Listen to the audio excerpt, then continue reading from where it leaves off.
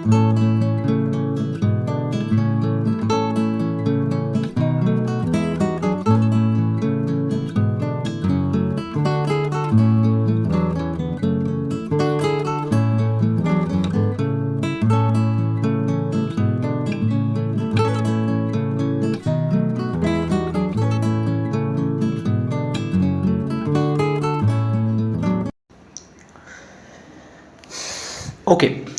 Hello dear student, welcome to Q physics academy. Okay, तो हम लोग इलेक्ट्रोस्टैटिक्स और मैग्नेटोस्टैटिक्स का जो lecture series for IIT JAM JSTI जितना सारा कम्पिटिटिव एग्जाम होता है basically CSR NEET GATE JSTI for IIT JAMs, उसके रिगार्डिंग जो लेक्चर सीरीज हम लोगों ने स्टार्ट किया उसका लगभग हम लोग लेक्चर नंबर 10 तक आ गया। ठीक है, लेक्चर नंबर 10। लेक्चर नंबर 9 में हम लोग आईआईटी जैम में जो प्रीवियस ईयर में जो गॉसेस लॉ से और इलेक्ट्रोस्टैटिक्स से जो क्वेश्चन पूछा था उसके ऊपर हम लोगों ने एक संदर्भ वीडियो आप लोगों को प्रोवाइड किया, जिसमें हम लोग डिटेल्स डिस्कशंस किया। आई थिंक आप लोगों को अच्छा लगा। ठीक है, तो उस लेक्चर नंबर 10 में हम लोग बात करने वाले सीएसआर नीट में जो गॉसेस लॉ और इलेक्ट्रोस्टैटिक्स से जो इम्पोर्टेंट क्वेश्चन पूछा है उसके रिगार्डिंग हम लोग डिटेल्स कॉन्सेप्ट डिस्कस करेंगे। ठीक है, और उस प्रॉब्लम को डिटेल्स डिस्कशंस इस वीडियो में हम लोग करने वाले हैं। ठीक है, तो आप लोग अगर इस वीडियो से भी आपको कुछ मिलेगा तो वीडियो को सब्सक्राइब ज़रूर करना और वीडियो को लाइक भी करना। ठीक है, इसमें आपको क्या मिला, आपको इसके रिगार्डिंग इससे ऐसा NEET GATE JSTI IIT JAM related जितना भी वीडियो आपको मिलेगा आपको तो तुरंत आपको नोटिफिकेशन मिल जाए, जिससे आपको वीडियो आपके प्रिपरेशन में कोई आपका टाइम कंज्यूम भी हो सके। ठीक है, तो ओके, आज के वीडियो स्टार्ट करते हैं क्वेश्चन नंबर 1 से। तो क्वेश्चन नंबर 1 जो है ना वो बेसिकली सीएसआर ने दिसंबर 2014 में पूछा था। ठीक है, तो फर्स्ट ऑफ ऑल हम लोग क्वेश्चन को रीड करते हैं। क्वेश्चन को रीड करते देखते हैं क्या है क्वेश्चन में। एक्चुअली क्वेश्चन में बोला है solid sphere of radius capital R has a charge density given by rho of r equals to rho 0 1 minus ar upon capital R, where r is the radial coordinate and rho 0 a and r are the positive constant. Okay, if the magnitude of the electric field at r equals to r by 2 is 1.25. Okay, electric field at r equals to r by 2 is 1.25 is given times that at r equals to capital R, then what is the value of a. okay, इसका मतलब जो solid sphere है उस solid sphere के अंदर charge distribution given है। ठीक है, इस सॉलिड स्फीयर के अंदर देखो एक चार्ज डिस्ट्रीब्यूशन तो गिवन है, तो चार्ज डिस्ट्रीब्यूशन गिवन है, इसका मतलब ये वाला चार्ज एक्चुअली 0 से लेके कैपिटल R तक है, 0 से लेके कैपिटल R तक डिस्ट्रीब्यूट है। तो बेसिकली आपको electric field sphere at R equals to capital R और R equals to R by 2 दोनों पोजीशंस के लिए आपको कैलकुलेट करना है। ठीक है, दोनों पोजीशंस के लिए आपको कैलकुलेट करना है। देन आप जो यहाँ पे जो रिलेशंस गिवन है R equals to R by 2 में जो इलेक्ट्रिक फील्ड होगा वो basically 1/25 times R equals to capital R होगा, उसको यूज करो और ए का वैल्यू तुम कैलकुलेट कर लो। तो इस पर्टिकुलर प्रॉब्लम को सॉल्व करने के लिए तुमको जो गॉसेस लॉ का फॉर्मूला होता है वो यूज करना होगा। तो मान लो आपके पास एक स्फीयर है जिसका रेडियस कैपिटल R है। तो फर्स्ट ऑफ ऑल आपको क्या करना होगा, फर्स्ट ऑफ ऑल आपको जो कैलकुलेशंस करना है इलेक्ट्रिक फील्ड, तो इलेक्ट्रिक फील्ड कैलकुलेट करने के लिए आप एक गॉसियन सरफेस ड्रॉ कर लीजिए जिसका रेडियस स्मॉल r है। ठीक है, और इस गॉसियन सरफेस के अंदर कितना टोटल चार्ज एनक्लोज्ड है आप फर्स्ट ऑफ ऑल उसको कैलकुलेट करिए। तो वो कैलकुलेट करने के लिए जो बेसिक प्रिंसिपल होता है वो हम लोग यूज करने वाले। तो next, charge enclosed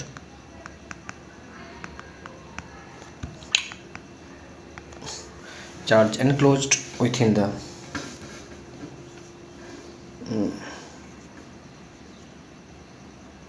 Gaussian surface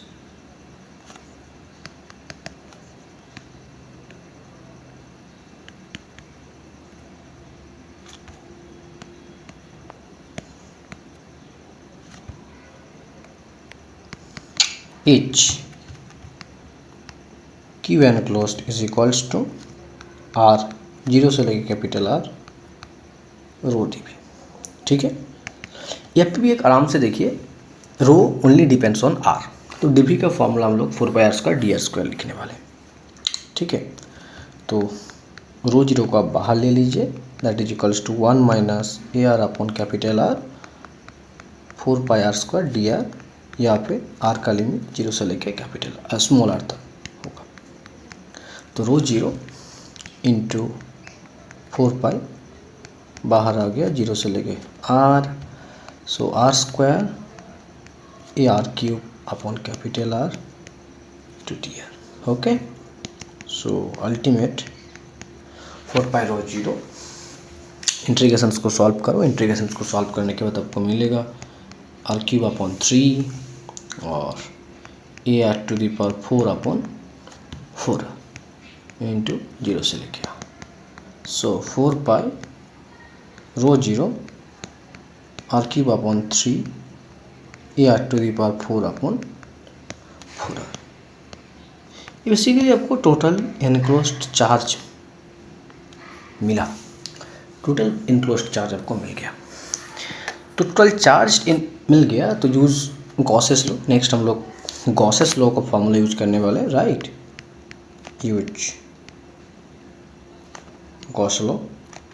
वो क्या था, close surface integrations E dot D S Q enclosed upon epsilon not.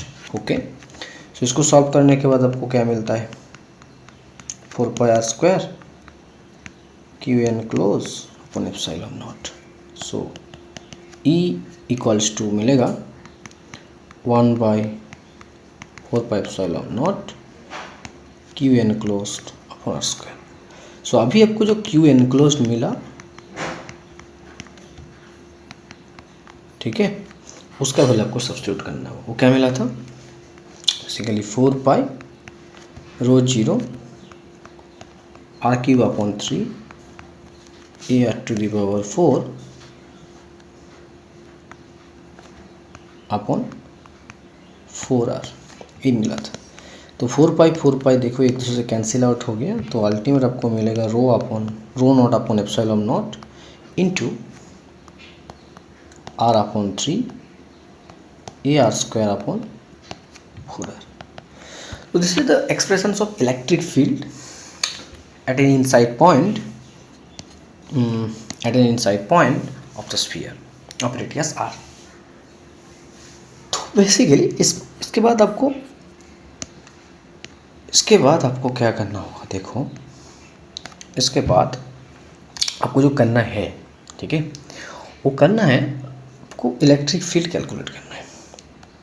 Electric field calculate करना है at r equals to r/2।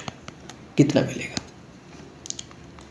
Row naught upon epsilon naught r upon 6 minus r² upon 16r, right, 16r। So that is equals to rho naught upon epsilon naught r upon 16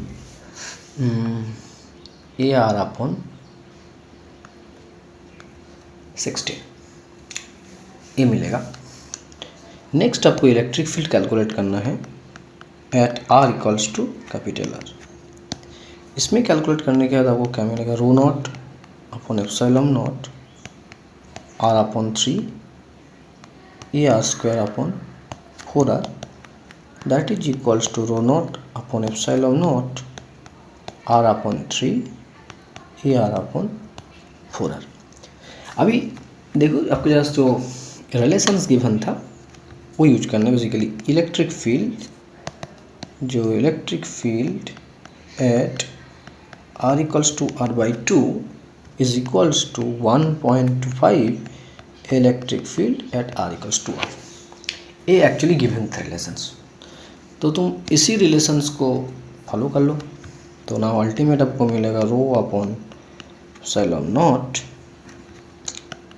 are upon 6 A R upon 16 that is equals to 1.25 rho naught upon epsilon naught R upon 3 A R upon 4। तो rho by epsilon naught cancel ही जाता है। तो both side आपको solve करना होगा। Both side solve करने के बाद आपको अल्टीमेट जो सोल्यूशन मिलेगा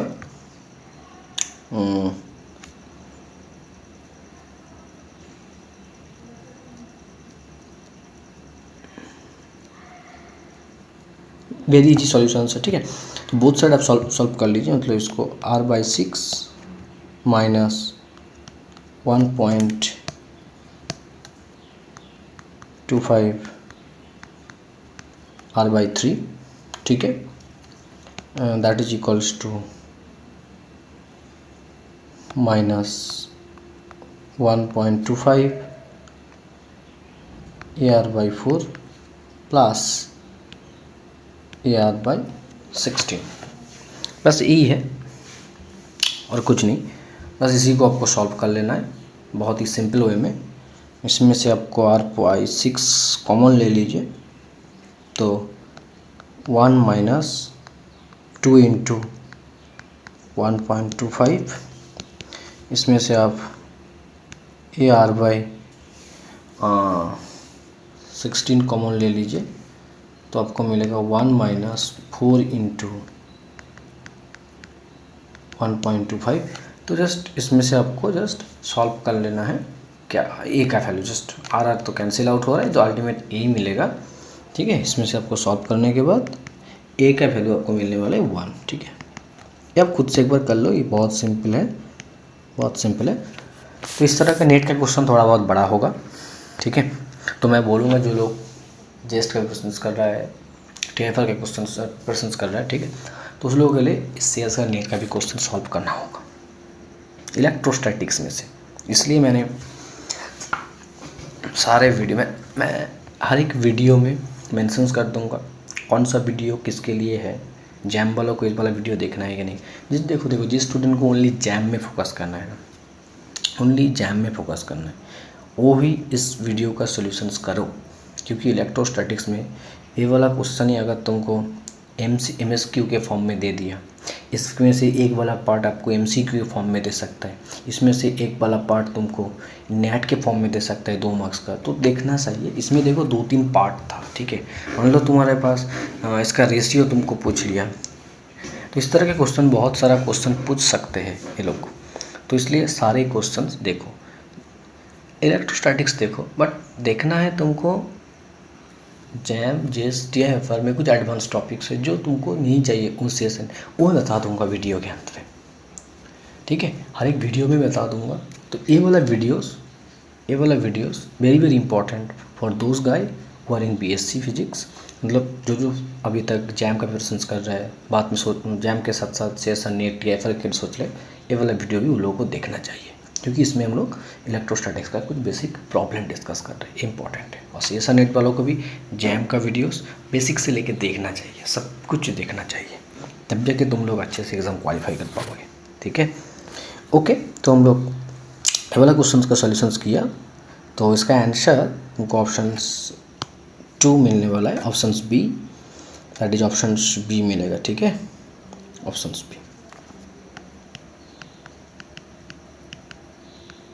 right.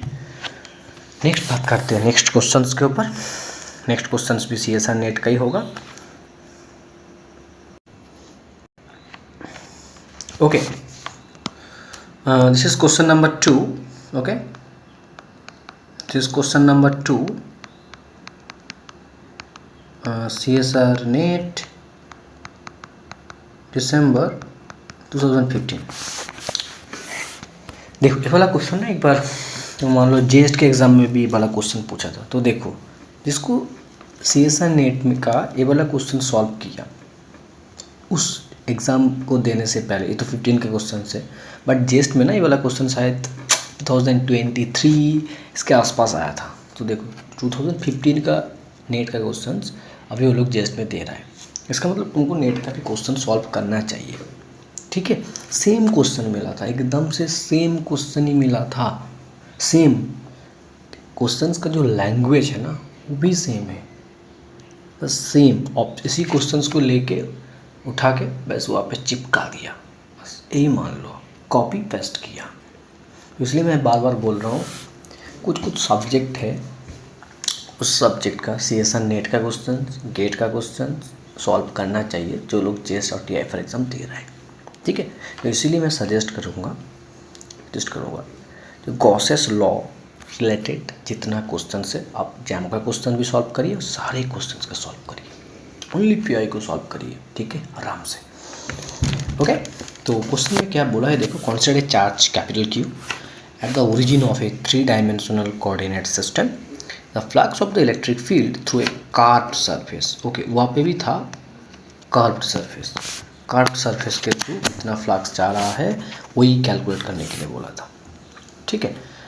of a cone that has a height h, okay, and circular base of radius r as shown in the figure।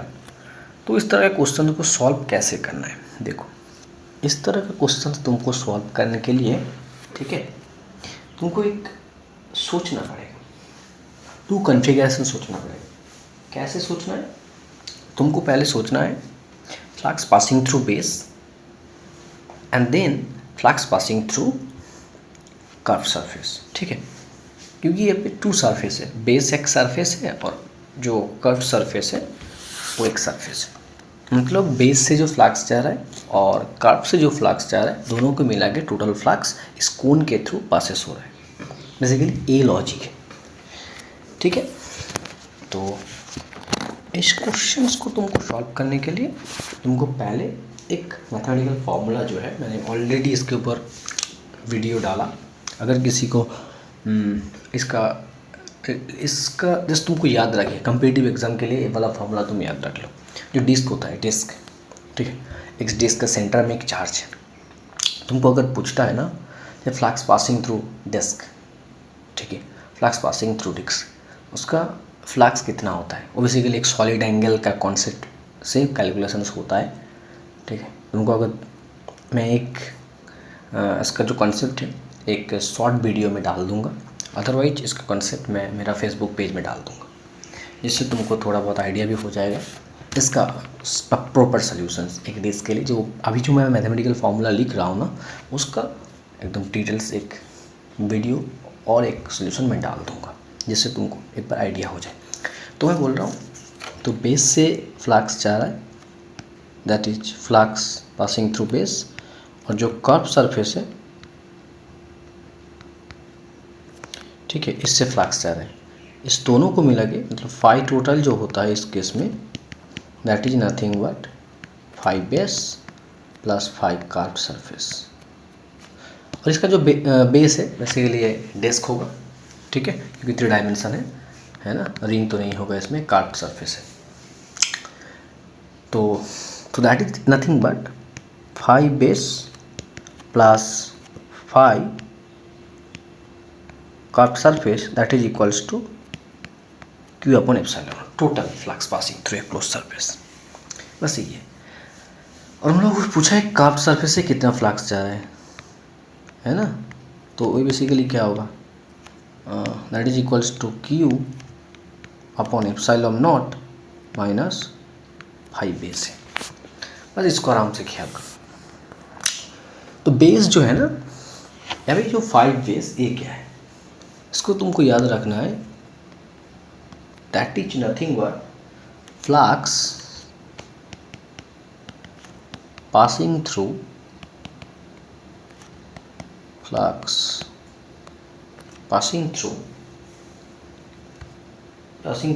a disk due to point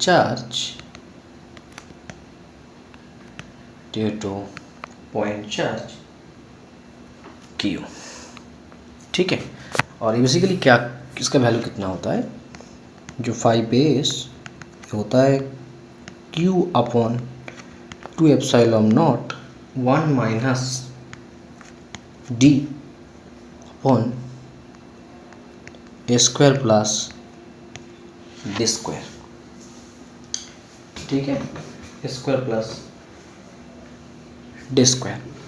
तो एक चीज़ आपको ख्याल रखना है, यहाँ पे डी क्या है, ए क्या है। एक्चुअली यहाँ पे ना ए के प्लेस में तुम उसको जस्ट इस फिगर के फॉर्म में लिखो, Q by 2 epsilon naught 1 minus D upon root under R square upon D square. तो यहाँ पे जो डी है ना, इसको तुम एक वजह से ख्याल रखो, perpendicular distance to its plane. जो प्लेन है यहाँ पे, जो प्लेन है ना, यहाँ पे जो प्लेन है इससे परपेंडिकुलर डिस्टेंस कैलकुलेट कर रहे हैं। बस तुम एक ख्याल रखो, ये जो डिस्क होता है, डिस्क के सेंटर में एक चार्ज है, इसके लिए बेसिकली एक ओपन चार्ज होता है, ओपन सरफेस होता है। इसके लिए तुमको फ्लक्स कैसे कैलकुलेट करना है, उसका एक मेथड होता है। यहाँ पे हम लोग वो एक्सप्लेनेशन नहीं कर रहे हैं यहाँ पे, क्योंकि तुमको इसको याद रखना है। मैंने बार बार मैं बोल रहा हूँ, इसको तुम याद रखो एक डिस्क के लिए। ठीक है, इसको रिमेंबर, तुमको कॉम्पिटिटिव एग्ज़ाम क्वालिफाई करना है। एक डिस्क के लिए फ्लक्स कितना पास होता है याद रखना है आपको। ठीक है, Q by 2 epsilon naught 1 minus T upon root under R square plus T square. R क्या है, जो बेस होता है, डिस्क होता है, उसका रेडियस होता है। और डी क्या होता है, perpendicular distance to its plane.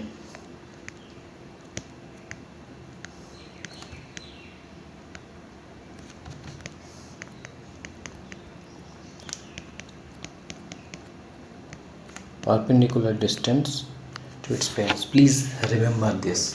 ठीक है, नहीं तो तुम इस तरह का प्रॉब्लम तुम बहुत ही फर्स्ट वे में सॉल्व नहीं कर पाओगे। इसलिए मैं बोल रहा हूँ इसको तुम रिमेंबर रखो, रिमेंबर रखना जरूरी है। तो देखो हम लोग तो ए कैलकुलेशंस कर लिया, तो अब तुम सेंटर में कैलकुलेट करो। पहले बेस, क्योंकि चार्ज सेंटर में है, तो when D equals to 0 then 5s कितना आ रहा है, that is equals to Q upon 2 epsilon naught. ठीक है, तो इस 5s का वैल्यू तुम उस इक्वेशन में सब्स्टिट्यूट कर दो, इस इक्वेशन नंबर 1 में सब्स्टिट्यूट कर दो। So now 5 curve equals to Q upon epsilon naught minus Q upon 2 epsilon naught, so that is equals to Q upon 2 epsilon naught. तो देखो, जो बेसिकली जो कर्व्ड सरफेस था, उस कर्व्ड सरफेस से Q upon 2 epsilon naught amount of flux actually passes हो रहा है। तो आपको एक चीज़ आराम से यहाँ पे ख्याल रखना है, देखना है। आपके पास एक इस तरह का कोन होगा, उसका बेस का रेडियस होगा, कोन का हाइट भी होगा, और जो सरफेस चार्ज है वो बेस का एकदम सेंटर में होगा। तो आपको पूछने वाला है, जो कर्व्ड सरफेस होता है, ये जो कर्व्ड सरफेस है, ठीक है, इस कर्व्ड सरफेस के थ्रू कितना फ्लक्स पासेस हो रहा है। तो ये वाला प्रॉब्लम अगर तुम कर लिया ना, तुमको अगर माइंड में इसका कंसेप्ट आ गया, तो अब इसको शायद मुझे लग रहा है कैलकुलेशंस करने का ज़रूरत ही नहीं है। ठीक है, बेस से भी Q by 2 epsilon not passes हो रहा है, कर्व्ड से भी Q by 2 epsilon not pass होता है, और total Q by epsilon not pass हो रहा है। बस यही है। तो इस तरह का प्रॉब्लम तुमको इस तरह डील करना है। थोड़ा बहुत यहाँ पे हम लोग थोड़ा बहुत जो रिमेंबर वाला पार्ट है, इसको थोड़ा बहुत हम लोगों ने स्किप किया, इसका कैलकुलेशन। बस तुम याद रखो, एक कॉम्पिटिटिव एग्ज़ाम के लिए बहुत ही इंपॉर्टेंट है। ठीक है, तो ऑप्शन बी करेक्ट हो रहा है इस क्वेश्चन के लिए।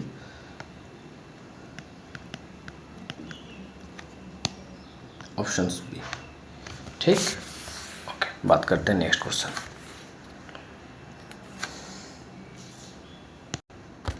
ओके, नेक्स्ट स्टार्ट करते हैं question number 3। That is very very important for all kind of exam, not only CSR net exams, it is very very important for jam, JS, DFR।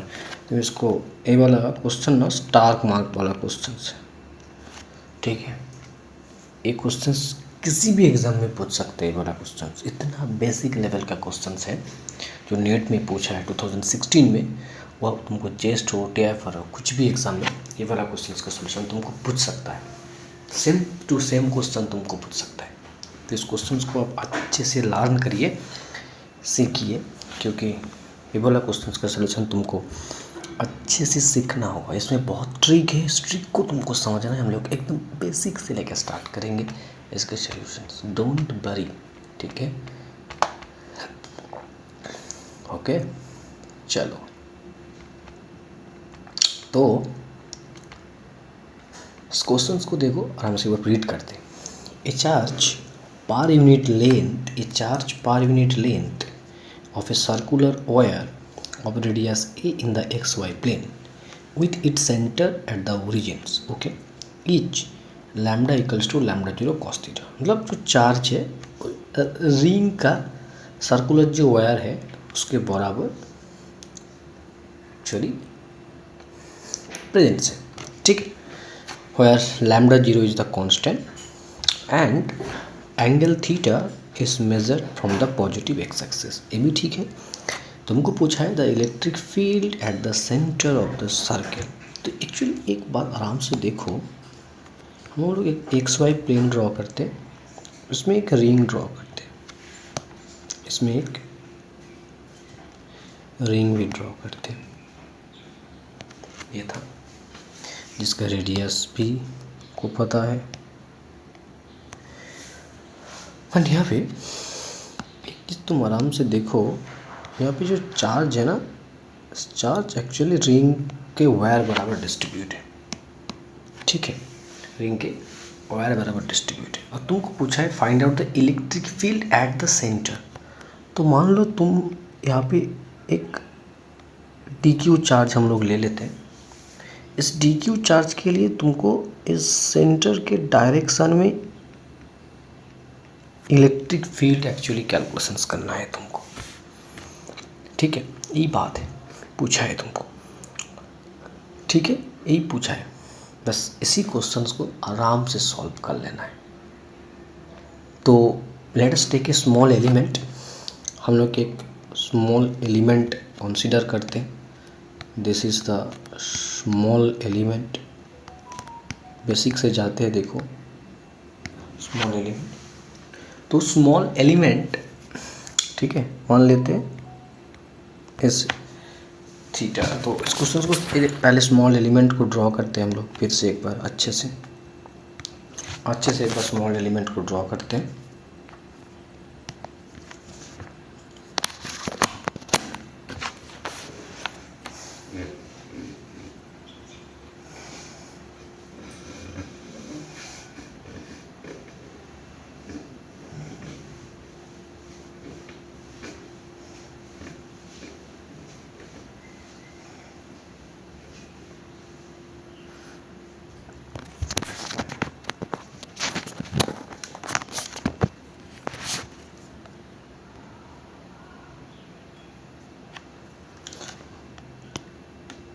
ठीक है, पहले स्मॉल एलिमेंट के लिए draw करते हैं इसको। एक रिंग लिया और यहाँ से एक इस तरह का एक स्मॉल एलिमेंट चूज करते। तो ए वाला थीटा है और इस एंगल को हम लोग मान लेते हैं डी थीटा, ठीक है। सो जो स्मॉल एलिमेंट है that is nothing but DL vectors, ठीक है। और इस डीएल वेक्टर्स है। So let us take an small element. Let us take an small element dl, ठीक है। let's take a small element dl on the ring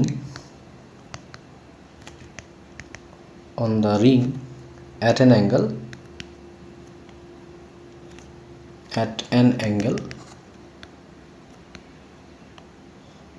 ठीक है, ठीक है।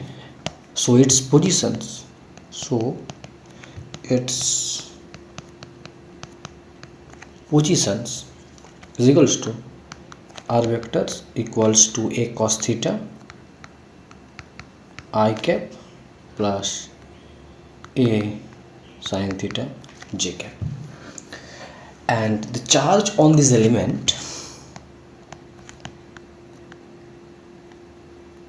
the charge on this element dq equals to lambda into dl, and dl is nothing but a d theta.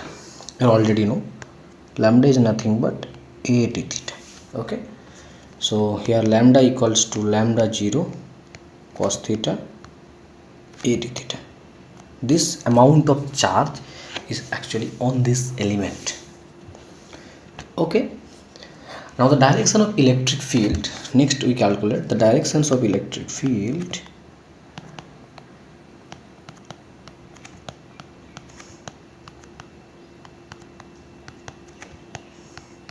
Directions of electric field at the center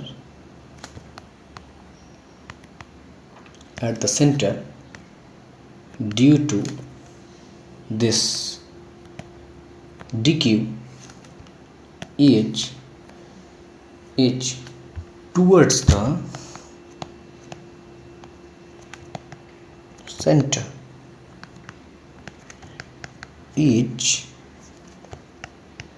r cap equals to minus r vectors upon a. Obviously magnitude of r vector equals to a.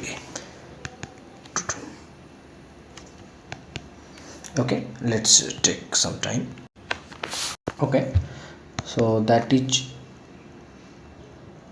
equals to एक बात थोड़ा late हो रहा है तुम लोगों की video में, जो थोड़ा सा पेज है ना ये थोड़ा सा डिस्प्लेसमेंट हो जाता है ना, लिखा नहीं होता ठीक से आराम से, तो इसलिए थोड़ा बीच बीच में तुम लोगों का साउंड नहीं जा रहा है, वीडियो को पॉज करना पड़ रहा है। ये बहुत प्रॉब्लम होता है, मुझे भी वीडियो शूट करने के टाइम ना बहुत प्रॉब्लम होता है, पता नहीं क्यों होता है इस ऐप में। ओके,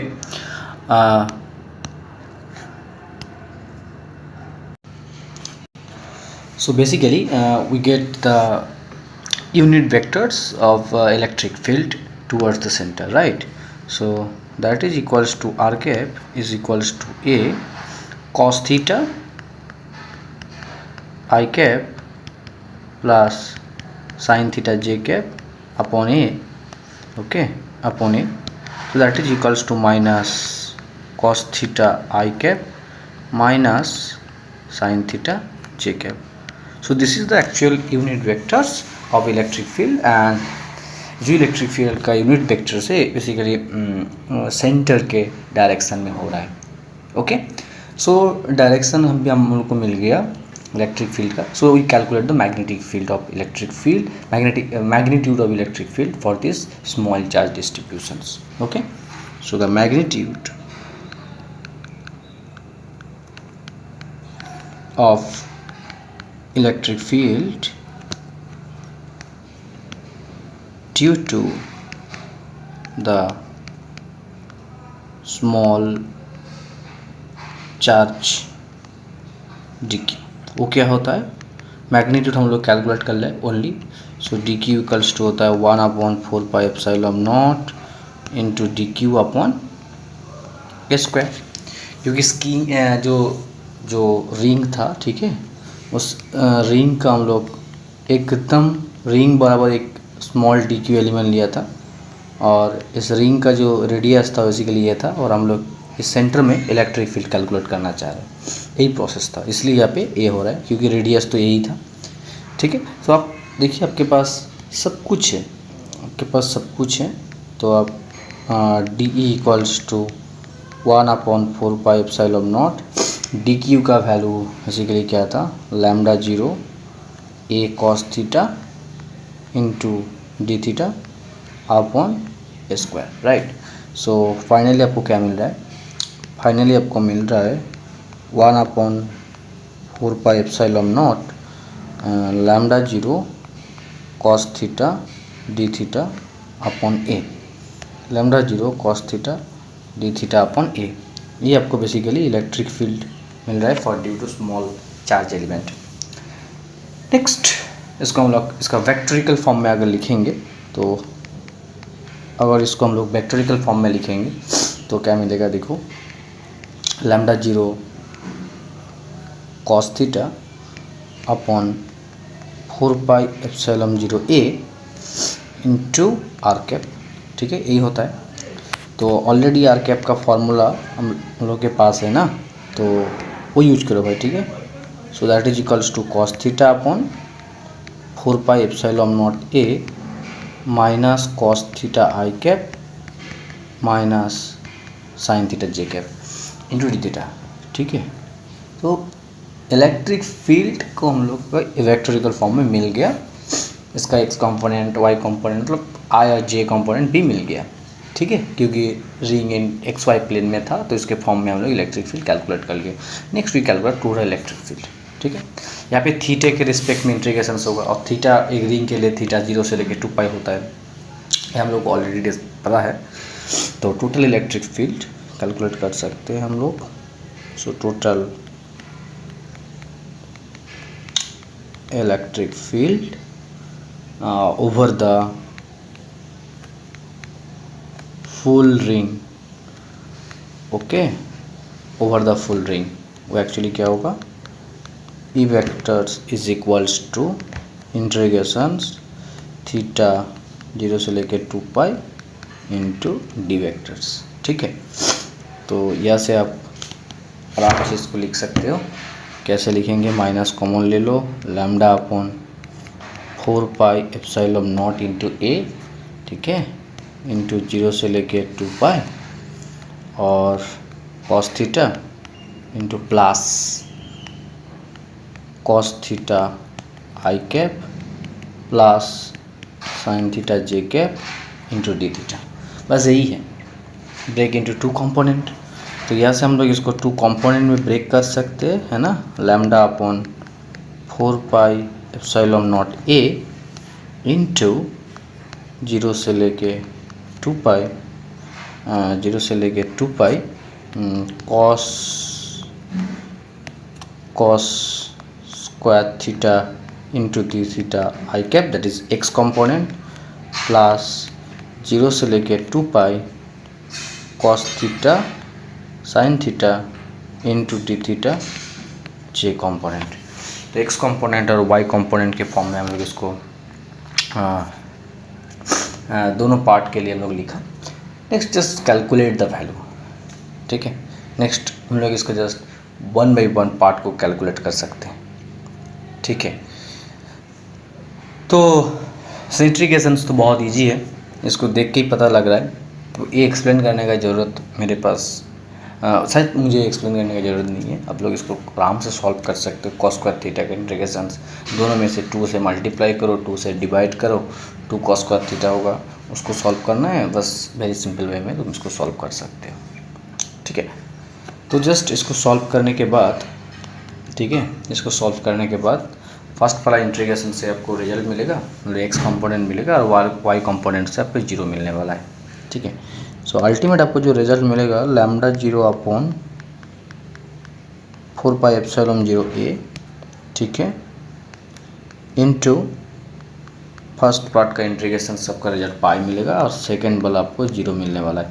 ये आप खुद देख लीजिए कैसे होगा। ये इंटीग्रेशन वाला पार्ट है वेरी बेसिक, इसको हम लोग सॉल्व नहीं करने वाले। So lambda equals to actually आपको मिलेगा -4 एप्सिलॉन नॉट ए।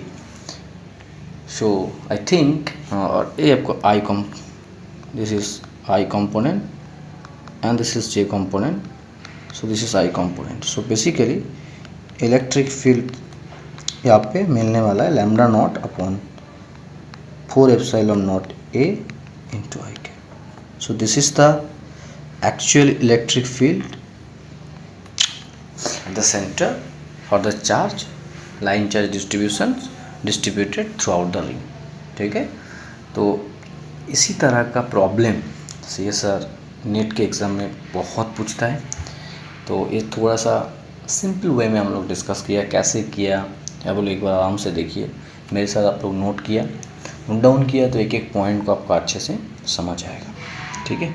तो नोट डाउन कर रहे हो ना, तो नोट डाउन इसको आराम से करो, और इसमें से कोई प्रॉब्लम होगा तो मैं ज़रूर बताना कमेंट सेक्शन में। इसका डिटेल्स डिस्कशन हम लोग डिटेल डिस्कशन हम लोग बात करेंगे डिटेल डिस्कशन के बारे में, तो उसका डिस्कशन बहुत इम्पॉर्टेंट है। तो इसलिए मैं हर बार बोलता हूँ जो मैंने बोल रहा हूँ उसको आराम से देखो, उसको आराम से सीखो, सीखना बहुत इम्पोर्टेंट है, ठीक है। ओके, चलो हम लोग नेक्स्ट जो क्वेश्चंस होता है, नेक्स्ट क्वेश्चंस के ऊपर फोकस करते हैं। नेक्स्ट क्वेश्चंस इंपॉर्टेंट भी होगा शायद मेरे हिसाब से, देखते हैं क्या है। अरे इसको एक बार ये देख लेते हैं कौन से ईयर का क्वेश्चन है, ठीक है, कौन सी ईयर के क्वेश्चन है भाई ये। अच्छा, दिसंबर 2016 का क्वेश्चन है, राइट, दिसंबर 2016 का क्वेश्चन है।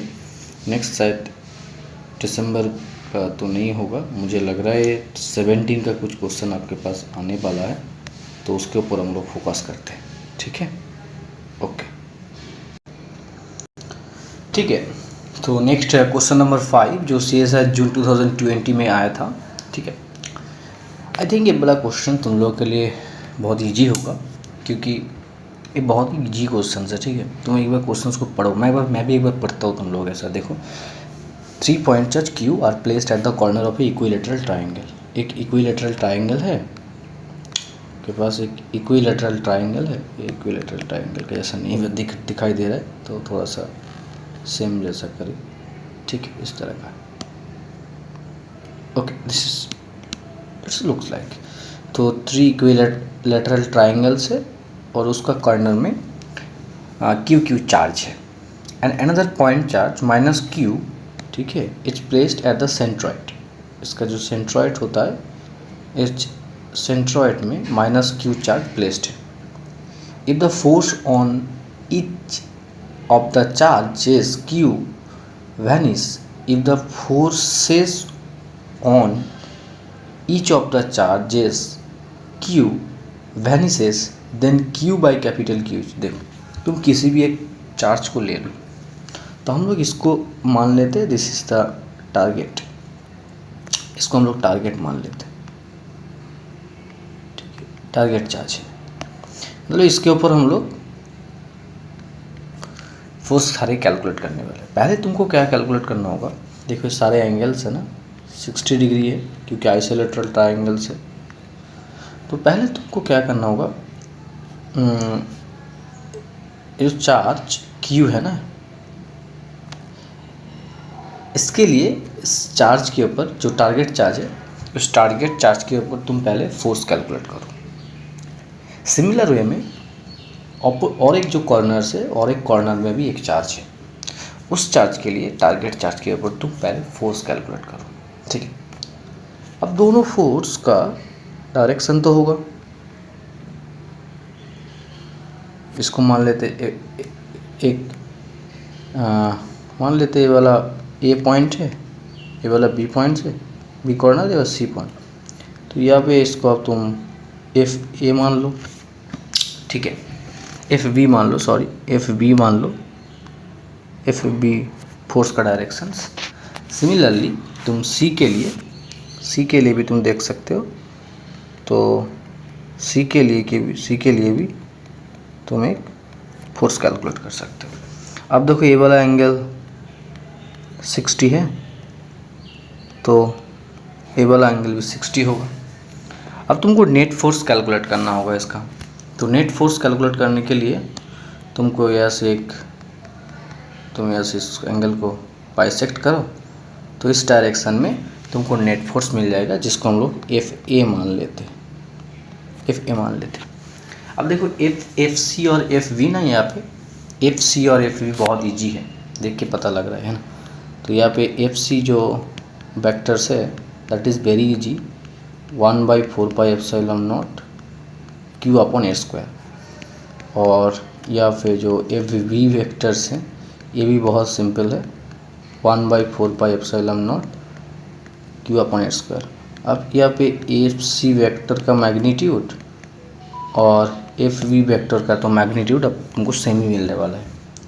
तो फाइनली जो एफ ए वेक्टर्स रिजल्ट मिलेगा, इसका जो मैग्नीट्यूड मिलेगा, ठीक है, वो एक्चुअली क्या मिलेगा, 2 magnitude of F C cos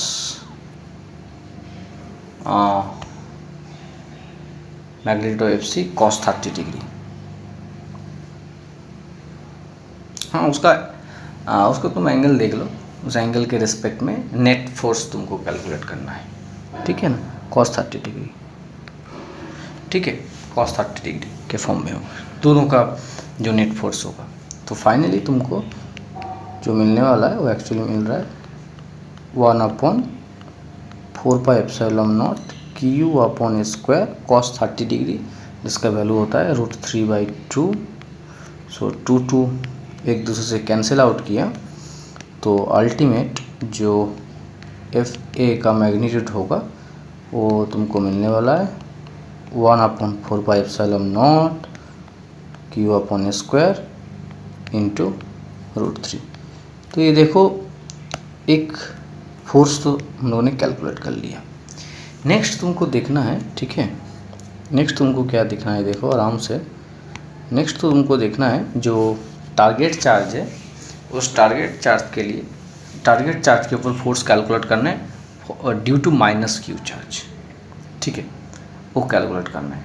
so that is attractive force, और इसका जो डिस्टेंस होता है जो सबको पता है √3 या a/√3 होता है ना, इस डिस्टेंस का वैल्यू a/√3 होता है।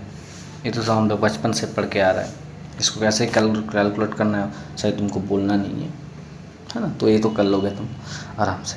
तो डिस्टेंस भी तुमको पता है, तो यहाँ से तुम नेक्स्ट एट्रैक्टिव फोर्स कैलकुलेट कर लो F कैपिटल Q के लिए। तो F कैपिटल Q के लिए जो फोर्स मिलेगा so that is equals to 1/4πε0 Q capital Q upon a/√3 का होल स्क्वायर। तो फाइनली तुमको मिलने वाला है 1/4πε0 3Q capital Q upon r square. तो अब इसके ऊपर नेट फोर्स जीरो होने वाला है, मतलब दोनों फोर्स एक्चुअली इक्वल होगा तभी तो नेट फोर्स जीरो होगा ना। तो as net force is zero, as net force is zero, then we say F of net force of charge Q is equals to F of Q, है ना। तो that is equals to, very simple है, very बहुत simple था, मैंने तब भी इसको करा दिया। 1/4πε0 Q upon a²√3 that is equals to 1/4πε0 3Q capital Q upon a², है ना, मिला। सॉरी यहाँ पे Q² था ना, हाँ यहाँ पे Q² था, मैंने Q लिख दिया, सॉरी वेरी सॉरी, यहाँ पे Q² होगा, चार्ज Q था, सॉरी Q था, हाँ Q² होगा, राइट Q²। तो 4πε0 1/4πε एक दूसरे कैंसिल आउट किया, स्क्वायर एक दूसरे कैंसिल आउट किया। तो अल्टीमेट देखो वो Q upon capital Q calculate करना था, तो इसका मतलब 3/√3 जैसा होता है ना।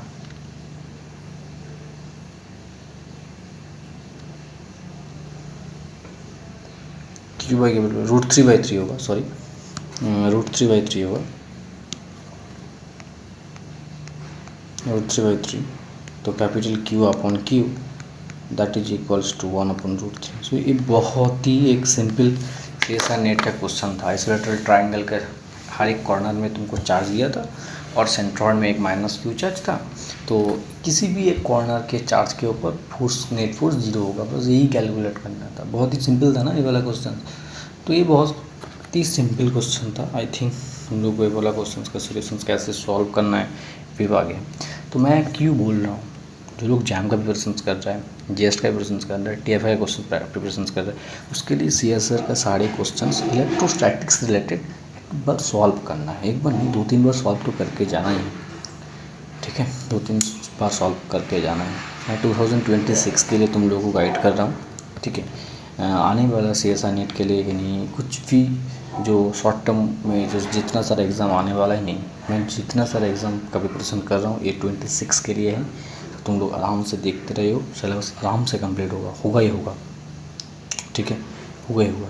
तो एक एक वीडियो को आराम से देखो, आराम से देखते चलो, तो कुछ ना कुछ तुम सीखोगे। मैं एकदम सीक्वेंशियल फॉर्म में वीडियो डाल रहा हूँ, जिससे तुम लोगों को थोड़ा बहुत आइडिया हो जाए और अच्छे से तुम लोग परफॉर्म कर सकें आपके जो आने वाले एग्ज़ाम आने वाला है, ठीक है, इस एग्ज़ाम में तो परफॉर्म करना ज़रूरी है। तो इसलिए सारे एक सीक्वेंशियल फॉर्म में तुम लोगों को वीडियोस मिल रहा है, ठीक है, ओके। तो जितना सारा Gauss electrostatics and Gauss's law से क्वेश्चन था, शायद मैं यहाँ पे कवर किया। तो मैं एक बार देख लेता हूँ, कुछ और क्वेश्चंस है। तो सेसर नेट का तो क्वेश्चन यहाँ पे हम लोग सॉल्व किया। नेक्स्ट हम लोग बात करते हैं कुछ क्वेश्चन हम लोग बात करते हैं। अब कुछ इसके बाद देखो, हम लोग IIT जैम का गॉसेस लॉ इलेक्ट्रोस्टैटिक्स से रिलेटेड कुछ क्वेश्चन डिस्कस किए।